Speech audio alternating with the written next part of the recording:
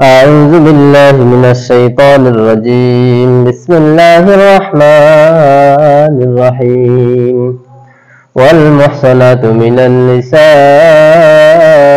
إلا ما ملكت أيمانكم كتاب الله عليكم وأحل لكم ما وراء ذلكم أن تبتغوا بأموالكم محسنين غير مسافحين، فما استمتعتم به منهن فآتوهن أجورهن فريضة، لا جناح عليكم فيما تراضيتم به من بعد الفريضة، إن الله كان عليما حكيما. ومن لم يستطع منكم طولا أن ينكح المحصنات المؤمنات فمما ملكت أيمانكم من فتياتكم المؤمنات، والله أعلم بإيمانكم بعضكم من بعد، فانكحوهن بإذن أهلهن وآتوهن أجورهن بالمعروف محصنات غير مسافحات ولا متخذات أخدان، فإذا أحصن فإن أتين بفاحشة فعليهن نصف ما على المحصنات من العذاب، ذلك لمن خشي العنة منكم، وأن تصبروا خيرا لكم والله غفور رحيم. يريد الله ليبين لكم ويهديكم سنن الذين من قبلكم ويتوب عليكم، الله عليم حكيم. والله يريد أن يتوب عليكم ويريد الذين يتبعون الشهوات أن تميلوا ميلا عظيما. يريد الله أن يخفف عنكم وخلق الإنسان ضعيفا. يا أيها الذين آمنوا لا تأكلوا أموالكم بينكم بالباطل إلا أن تكون تجارة عن تراض منكم، ولا تقتلوا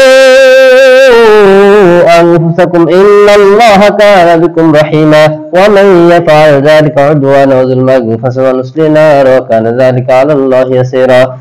إن تجتنبوا كبائر ما تنهون عنه نكفر عنكم سيئاتكم وندخلكم مدخلا كريما. ولا تتمنوا ما فضل الله بعضكم على بعض، للرجال نصيب مما اكتسبوا وللنساء نصيب مما اكتسبن، وصلى الله من فضله إن الله كان بكل شيء عليما. ولكل جعلنا موالي مما ترك الوالدان الأقربون الذين عقدت أيمانكم فآتوا نصيبهم إن الله كان على كل شيء شهيدا. الرجال قوامون على النساء بما فضل الله بعضهم على بعض وأنفقوا من أموالهم، فالصالحات قانتات حافظات للغيب ما حفظ الله، واللاتي تخافون نشوزهن فعظوهن واهجروهن في المضاجع واضربوهن، فإن أطعنكم فلا تبغوا عليهن سبيلا إن الله كان عليا كبيرا. وإن خفتم شقاق بينهما فبعثوا حكما من أهله وحكما من أهلها إن يريدا إصلاحا يوفق الله بينهما إن الله كان عليما خبيرا. واعبدوا الله لا تشركوا به شيئا وبالوالدين إحسانا وبذي القربى واليتامى والمساكين والجار ذي القربى والجار الجنب والصاحب بالجنب وابن السبيل وما ملكت أيمانكم إن الله لا يحب من كان مختالا فخورا. الذين يأمرون الناس بالبخل ويكتمون ما آتاهم الله من فضله وأعتدنا للكافرين عذابا مهينا. والذين ينفقون أموالهم رياء الناس لا يؤمنون بالله واليوم الآخر ومن يكن الشيطان له قرينا فساء قرينا. وماذا عليهم لو آمنوا بالله واليوم الآخر وأنفقوا مما رزقهم الله وكان الله بهم عليما. إن الله لا يظلم مثقال ذرة وإن تك حسنة يضاعفها ويؤتي من لدنه أجرا عظيما. فكيف إذا جئنا من كل أمة بشهيد وجئنا بك على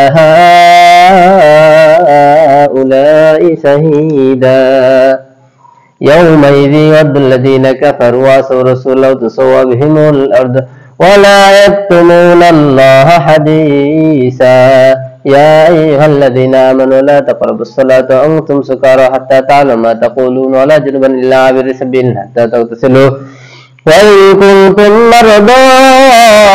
أو على سفر أو جاء أحد منكم من الغائط أو لامستم النساء فلم تجدوا ماء فتيمموا صعيدا طيبا فامسحوا بوجوهكم وأيديكم إن الله كان عفوا غفورا.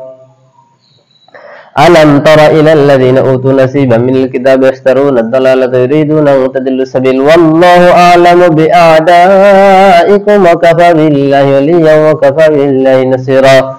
من الذين هادوا يحرفون الكلم عن مواضعه من الذين هادوا يحرفون الكلم عن مواضعه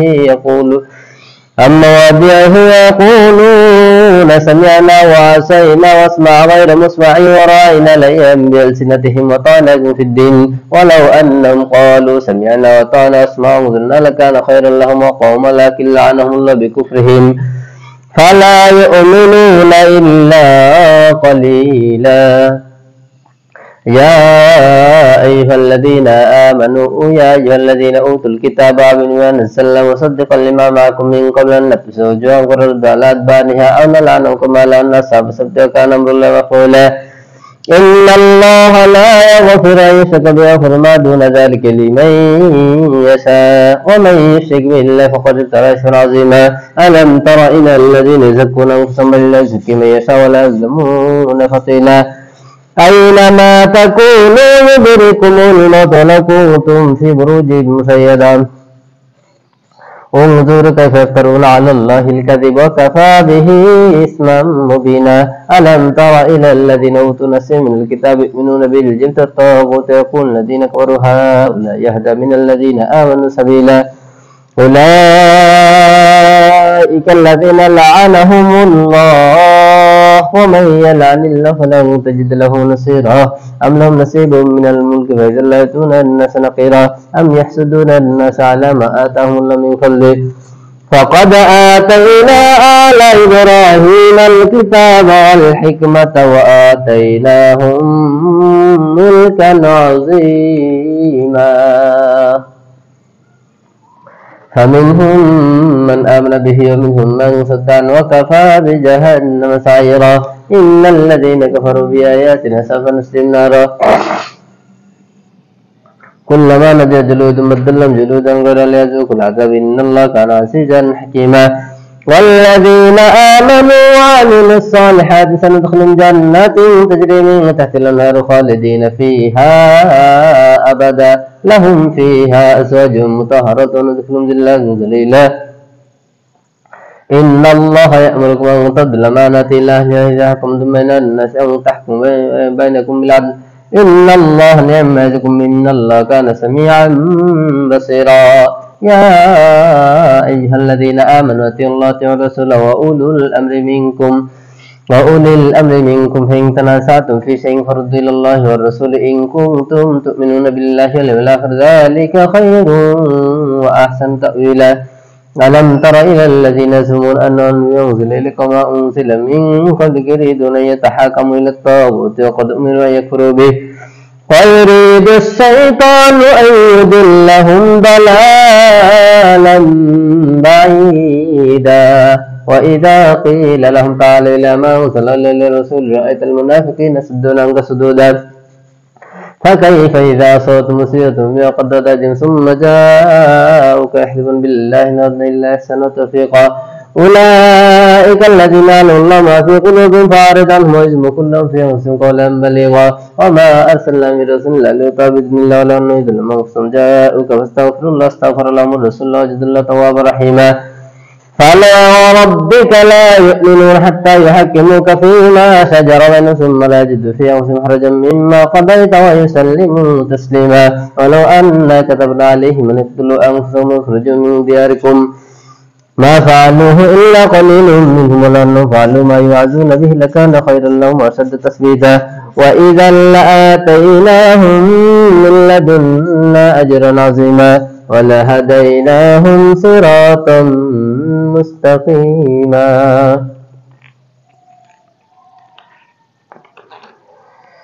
ومن يطع الله والرسول فأولئك مع الذين أنعم الله عليهم من النبيين الصديقين الشهداء والصالحين وحسن أولئك رفيقا ذلك الفضل من الله كفى بالله عليما يا أيها الذين آمنوا خذوا حذركم فانفروا ثبات وانفروا جميعا وإن منكم لمن لا يبتن فإن أصابتكم مصيبة قال قد أنعم الله علي وكنتم شهيدا ولئن أصابكم فضل من الله ليقولن كأن لم تكن بينكم وبين موته يا ليتني كنت معهم فوزا عظيما. فليقاتل في سبيل الله الذين يشرون الحياة الآخرة ومن يقاتل في سبيل الله فيقاتل أو يقتل فسوف نؤتيه أجرا عظيما. وما لكم لا تقاتلون في سبيل الله المستضعفين من الرجال والنساء والولدان الذين يقولون ربنا اخرجنا من هذه القرية الظالمة أهلها واجعل لنا من لدنك وليا واجعل لنا من لدنك نصيرا. الذين آمنوا يقاتلون في سبيل الله والذين كفروا يقاتلون في سبيل الطاغوت فقاتلوا أولياء الشيطان إن كيد الشيطان كان ضعيفا. ألم تر إلى الذين قيل لهم كفوا أيديكم وأقيموا الصلاة وآتوا الزكاة فلما كتب عليهم القتال إذا فريق منهم يخشون الناس كخشية الله وأشد خشية وقالوا ربنا لم كتبت علينا القتال لولا أخرتنا إلى أجل قريب قل متاع الدنيا قليلا والآخرة خير لمن اتقى ولا تظلمون فتيلا. أينما تكونوا يدرككم الموت ولو كنتم في بروج مشيدة وإن تصبهم حسنة يقول هذه من عند الله وإن تصبهم سيئة يقول هذه من عند كل من عند الله. فما لهؤلاء القوم لا يكادون يفقهون حديثا. ما أصابك من حسنة فمن الله وما أصابك من سيئة فمن نفسك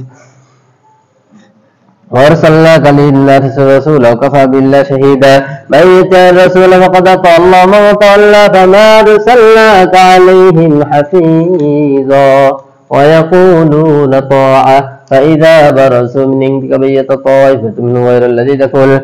والله يكتب ما يبيتون فأعرض عنهم وتوكل على الله وكفى بالله وكيلا. أفلا يتدبرون القرآن ولو كان من عند غير الله لوجدوا فيه اختلافا كثيرا. وإذا جاءهم أمر من الأمن بالخوف أذاعوا به ولو ردوه إلى الرسول إلى أولي الأمر منهم لعلمه الذين يستنبطونه منهم ولولا فضل الله عليكم ورحمته لاتبعتم الشيطان إلا قليلا. فقاتل في سبيل الله لا تكلف إلا نفسك حد المؤمنين عسى الله أن يكف بس الذين كفروا الله شد بأسا وشد تنكيلا. من يشفع شفاعة حسنة يكن له كل نصيب منها ومن يشفع شفاعة حسنة يكن له كفل منها وكان الله على كل شيء مقيتا. وإذا حييتم بتحية فحيوا بأحسن منها وردوها إن الله كان على كل شيء حسيبا. الله لا إله إلا هو لأجمعنكم إلى يوم القيامة لا ريب فيه ومن أصدق من الله حديثا. فما لكم في المنافقين فئتين الله أركسوا بما كسبوا تريدون أن تهدوا من عند الله ومن يضلل الله فلن تجد له سبيلا. ودوا لو تكفرون كما كفروا فتكونون سواء فلا تتخذوا منهم أولياء حتى يهاجروا في سبيل الله فإن تولوا فخذوهم وقتلوهم حيث وجدتموهم ولا تتخذوا منهم وليا ولا نصيرا إلا الذين يصلون إلى قوم بينكم وبينهم ميثاق أو جاءوكم حسرت صدورهم أن يقاتلوكم ويقاتلوا قومهم ولو شاء الله لسلطهم عليكم فلقاتلوكم فلم يتسلوكم فلم يقاتلوكم والقوا إليكم السلام فما جعل الله لكم عليهم سبيلا. ستجدون آخرين يريدون يأمنوكم ويأمنوا قومهم كلما ردوا إلى الفتنة يركسوا فيها فإن لم يعتزلوكم ويلقوا إليكم السلام ويكفوا أيديهم فخذوهم وقتلوهم وإن سكرتموهم وأولئكم جعلنا لكم عليهم سلطانا مبينا. وما كان لمؤمن أن يقتل مؤمنا خطأ ومن قتل مؤمنا خطأ فتحرير رقبة مؤمنة ودية مسلمة لله إلا صدقوا فإن كان منكم عدو لكم وهو مؤمن فتحرير رقبة مؤمنة وإن كان منكم بينكما ميثاق فدية مسلمة إلى أهله وتحرير رقبة مؤمنة فمن لم يجد فصيام شهرين متتابعين توبة من الله وكان الله عليما حكيما. ومن يقتل مؤمنا متعمدا فجزاؤه جهنم خالدا فيها وغضب الله عليه ولعنه وأعد له عذابا عظيما. يا أيها الذين آمنوا إذا ضربتم في سبيل الله فتبينوا ولا تقولوا لمن ألقى إليكم السلام لست مؤمنا تبتغون عرض الحياة الدنيا فعند الله مغانم كثيرة كذلك كنتم من قبل فمن الله عليكم فتبينوا إن الله كان بما تعملون خبيرا لا يستوي القاعدون من المؤمنين غير الضرر المجاهدون في سبيل الله بأموالهم وأنفسهم فضل الله المجاهدين بأموالهم وأنفسهم والقاعدين درجة وكلا وعد الله الحسنى فضل الله المجاهدين على القاعدين أجرا عظيما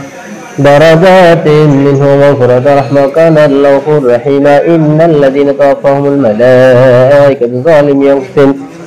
قالوا فيما كنتم قالوا كنا مستضعفين في الذي قالوا ألم تكن أرض الله واسعة فتهاجروا فيها فأولئك مأواهم جهنم وساءت مصيرا إلا المستضعفين من الرجال والنساء والولدان لا يستطيعون حيلة ولا يهتدون سبيلا فأولئك عسى الله يعفو وكان الله غفورا ومن يهاجر في سبيل الله يجد في الأرض غرابا كثيرا سعى ومن يهاجر ومن يخرج من بيته مهاجرا إلى الله ثم يدركه الموت فقد قال على الله كان الله غفورا رحيما وإذا ضربتم في الأرض فليس عليكم جناح أن تقصروا من الصلاة إن خفتم أن يفتنكم الذين كفروا إن الكافرين كانوا لكم عدوا مبينا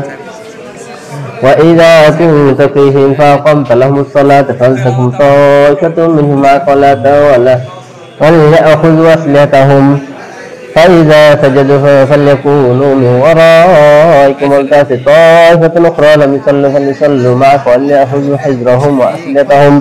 ود الذين كفروا لو تغفلون عن أسلحتكم وأمتعتكم فيميلون عليكم ميلة واحدة ولا جناح عليكم إن كان بكم أذى من مطر أو كنتم مرضى أن تضعوا أسلحتكم وخذوا حذركم إن الله أعد للكافرين عذابا مهينا فإذا قضيتم الصلاة فاذكروا الله قياما وقعودا وعلى جنوبكم فإذا اطمأننتم فأقيموا الصلاة إن الصلاة كانت على المؤمنين كتابا موقوتا ولا تهنوا في ابتغاء القوم إن تكونوا تألمون فإنهم يألمون كما تعلمون وترجون من الله ما لا يرجون كان الله عليما حكيما إنا أنزلنا عليك الكتاب الحق لتحكم بين الناس بما أراك الله ولا تكن للخائنين خصيما واستغفر الله إن الله كان غفورا رحيما ولا تجعل الذين اختاروا نفسهم من الله لا من كان خوانا نسيما يستغفرون من الناس ولا يستغفرون من الله وهو معهم إذ بيتون ما لا يدرون القول كان الله بما يعملون محيطا ها أنتم هؤلاء جادلتم عنهم في الحياة الدنيا فمن يجادل عنهم يوم القيامة ما يكون عليهم وكيلا ومن يعمل سوءا أو يستغفر يستغفر الله غفورا رحيما ومن يكسب سوءا يستغفر على نفسه وكان الله عليما حكيما ومن يكسب خطيئة ثم يرمي بريئا فقد احتمل بهتانا وإثما مبينا ولولا فضل الله عليكم ورحمته لامت طائفة منهم يضلوك وما يضلون إلا أنفسهم وما يضرونك من شيء وأنزل الله عليك الكتاب والحكمة وعلمك ما لم تكن تعلم كان فضل الله عليك عظيما لا خير في كثير من نجواهم إلا من أمر بصدقة أو معروف أو إسلام بين الناس ومن يفعل ذلك ابتغاء مرضات الله فسوف نؤتيه أجرا عظيما ومن يشاقق الرسول من بعد ما تبين له الهدى غير سبيل المؤمنين نولي ما تولى وصل جهنم وساءت مصيرا إن الله لا يغفر أن يشرك به ويغفر ما دون ذلك لمن يشاء ومن يشرك بالله فقد ضل ضلالا بعيدا إن يدعون من دونه إلا إناثا وإن يدعون إلا شيطانا مريدا لعنه الله وقال لأتخذن من عبادك نصيبا مفروضا ولأضلنهم ولأمنينهم ولآمرنهم فليبتكن آذان الأنعام ولآمرنهم فلا يغيرن خلق الله ومن يتخذ الشيطان وليا من دون الله فقد خسر خسرانا مبينا يعدهم ويمنهم وما يعد الشيطان إلا غرورا أولئك مأواهم جهنم ولا يجدون عنها محيصا والذين آمنوا وعملوا الصالحات سندخلهم جنات تجري من خالدين فيها أبدا وعد الله حق من أصدق من الله قيلا ليس بأمانيكم ولا أماني أهل الكتاب من يعمل سوءا يجز به ولا يجد له من دون الله وليا ولا نصيرا ومن يعمل من الصالحات من ذكر أو أنثى فأولئك يدخلون الجنة ولا يظلمون خيرا ومن أحسن دينا ممن أسلم وجهه لله وهو محسن واتبع ملة إبراهيم حنيفا واتخذ الله إبراهيم خليلا ولله ما في السماوات وما في الأرض وكفى بالله وكيلا ولله ما في السماوات وما في الأرض وكان الله بكل شيء محيطا واستفتونك في النساء قل الله يفتيكم فيهن وما يتلى عليكم في الكتاب في يتامى النساء اللاتي لا تؤتونهن ما كتب لهن ترغبون أن تنكحوهن المستضعفين من الرجال والمستضعفين من الولدان وأن تقوموا اليتامى بالقسط وما تفعلوا من خير فإن الله كان به عليما وإن امرأة خافت من بعلها نشوزا أو إرادا فلا جناح عليهما يصلح بين صلحا والصلح خير وحدثت الأنفس الشيء إن تحسنوا وتتقوا فإن الله كان بما تعملون خبيرا ولن تستطيعوا أن تعدلوا بين النساء ولو حرصتم فلا تميلوا كل الميل فتذروها كالمعلقة وإن تصلحوا وتتقوا فإن الله كان غفورا رحيما وإن يتفرقوا يغني الله كلا من سعته وكان الله واسعا حكيما ولله ما في السماوات وما في الأرض ولقد وصينا الذين أوتوا الكتاب من قبلكم إياكم أن اتقوا الله وإن تكفروا فإن لله ما في السماوات وما في الأرض وكان الله غنيا حميدا ولله ما في السماوات وما في الأرض وكفى بالله وكيلا إن يشأ يذهبكم أيها الناس ويأتي بآخرين وكان الله على ذلك قديرا من كان يريد ثواب الدنيا فعند الله ثواب الدنيا والآخرة وكان الله سميعا بصيرا يا أيها الذين آمنوا كونوا قوامين بالقسط شهداء لله ولو على أنفسكم وبالوالدين الأقربون إن يكونوا غنيا أو فقيرا فالله أولى بهما فلا تتبعوا الهوى أن تعدلوا إن تلووا أو تعرضوا فإن الله كان بما تعملون خبيرا يا أيها الذين آمنوا بالله ورسول الكتاب الذي نزل على رسول الكتاب الذي أنزل من قبل ومن يكفر بالله وملائكته وكتبه ورسله واليوم الآخر فقد ضل ضلالا بعيدا إن الذين آمنوا ثم كفروا ثم آمنوا ثم كفروا ثم ازدادوا كفرا لم يكن إلا ليغفر لهم ولا ليهديهم سبيلا بشر المنافقين بأن لهم عذابا أليما الذين يتخذون الكافرين أولياء من دون المؤمنين أيبتغون عندهم العزة فإن العزة لله جميعا وقد نزل عليكم في الكتاب إذا سمعتم آيات الله يكفر ويستهزئ بها فلا تقعدوا معهم حتى يخوضوا في حديث غيره إنكم إذا مثلهم إن الله جامع المنافقين الكافرين في جهنم جميعا الذين يتربصون بكم فإن كان لكم فتح من الله قالوا ولم نكن معكم إن كان الكافر نصيب قال ولم نستحوذ عليكم ونحن معكم من المؤمنين فالله يحكم يوم القيامة ولن يجعل للكافرين على المؤمنين سبيلا إن المنافقين يخادعون الله خادعين إذا قاموا إلى الصلاة قاموا كسالى يراءون الناس ولا يذكرون الله إلا قليلا مذبذبين بين ذلك لا إله هؤلاء ولا إله هؤلاء ومن يضلل فلن تجد له سبيلا يا أيها الذين آمنوا لا تتخذوا الكافرين أولياء من دون المؤمنين أتريدون أن تجعلوا لله عليكم سلطانا مبينا إن المنافقين في الدرك الأسفل من النار ولن تجد لهم نصيرا إلا الذين تابوا وأصلحوا واعتصموا بالله وأخلصوا دينهم لله فأولئك مع المؤمنين وسوف يؤتي الله المؤمنين أجرا عظيما ما يفعل بعذابكم إن شكرتم وآمنتم وكان الله شاكرا عليما.